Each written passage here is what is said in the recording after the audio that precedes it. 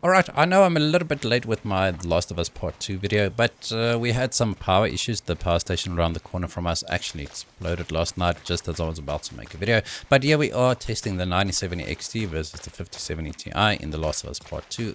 And we got that paired with the 7800 X3D. If you're looking for all the specs, it can be found in the description, or you can just look at the overlay in the top left and the top right hand corner. All the specs are there.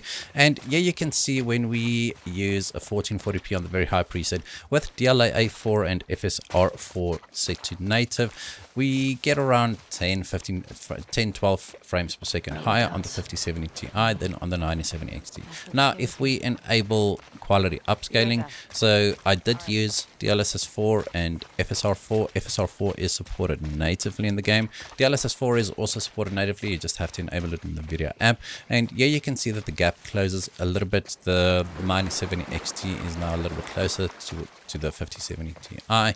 And as I said, I do think we do become a little bit more CPU bound, because you can see that even the Radeon GPU is using a little less power, but the Nvidia GPU is sitting below 200 watts here, so quite a little bit more efficient than the Radeon GPU, although the performance is pretty much identical. Right now, if we drop this down to the high preset, still with the DLAA and FSR 4 AA native, you can see that the 5070 Ti is now drawing around 210 watt, and the 9070 XT is doing around 300 to 320 watt, and the performance differences are even smaller. So as I said, I do think we become a little bit more CPU bound.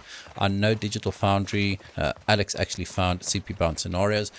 I'm only testing in this specific area because I am I've got very limited time. I'm busy recording off of backup power, and I mean, it is what it is. So I just found the first open area where I can actually run around and do my benchmark runs. Now, if we drop down to the high preset with DLSS set to quality, FSR 4 set to quality, once again the performance is more or less the same, but now the 5070 Ti is pulling ahead slightly, really not by much.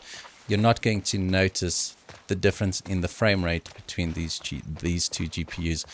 We're sitting at 168 frames per second average with the 5070 Ti and 160 frames per second average on the 9070 XT. And the lows here at the end of the run, they're pretty much the same as well, right? So really no difference between the two except for the power draw. Now, if we enable frame generation here, I do have DLSS frame generation on the left and then FSR frame generation on the right, just to test the respective technologies on the different GPUs.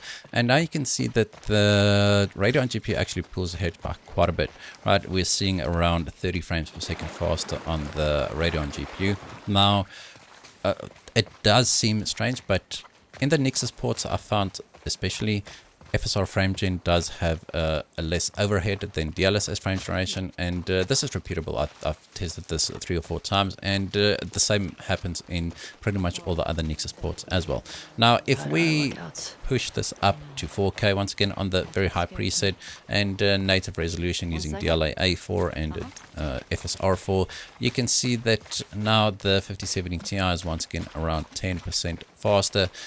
The 10% gap here will stay pretty much until the end.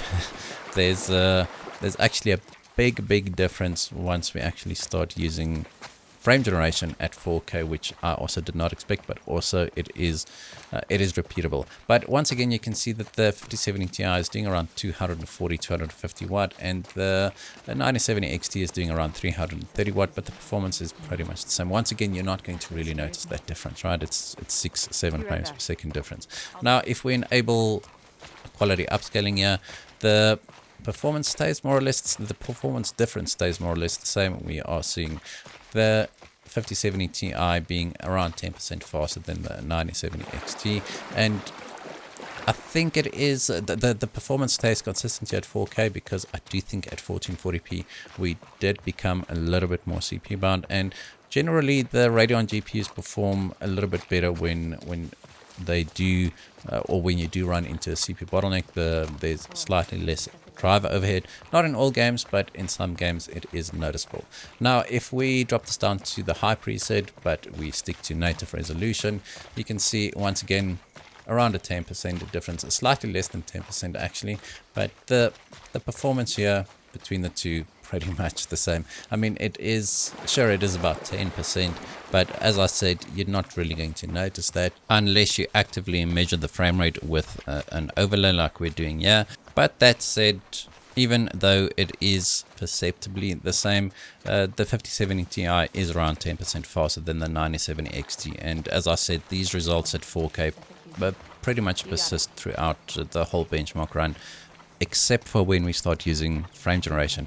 Now, when we enable FSR quality, if you want a little bit of a higher refresh rate experience, you can see both of these GPUs are able to give you around 100 frames per second, which I think is plenty in a game like this. At 4K high, the game still looks plenty good. Now, just one thing that I want to note is that you definitely have to use FSR 4 and DLSS 4 in this game. The FSR 3.1.3, I think this is what the game supports on the FSR 3 side, and DLSS 3.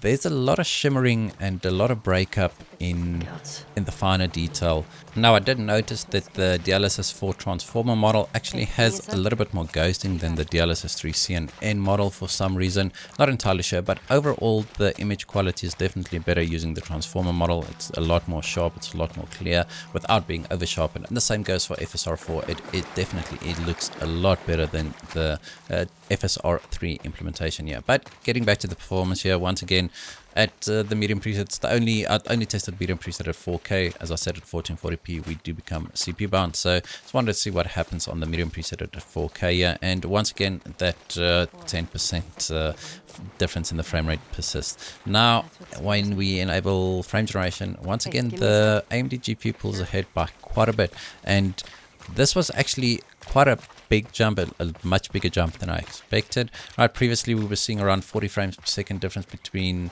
the two frame generation technologies at 1440p. I did not expect the same at 4K. Right, you can see that there is about a 40 frames per second difference between DLSS 4 and the DLSS frame generation and FSR frame generation. Just a note, you can use FSR frame generation on the Nvidia GPU as well, and then the performance is pretty much the same once again. Now, as I said, I only tested in this specific area due to time constraints, due to power issues. I know that Digital Foundry picked up some CPU issues, some stuttering issues in this specific area, and leading up to this specific spot, I had very little stuttering and very little CPU issues. So maybe the game runs into some issues a little bit later on. When I get there, I will report back on that as well. So as you can see, the performance here between the 5070 Ti and the 9070 XT pretty much the same, give or take 10% depending on which setting you use. At 1440p, the 9070 XT can be a little bit faster. At 4K, the 5070 Ti is a little bit faster. All right, that's going to be it for this video. I hope you guys enjoyed it. If you did, hit that like button, hit the subscribe button, and as always, we hope to see you in the next one.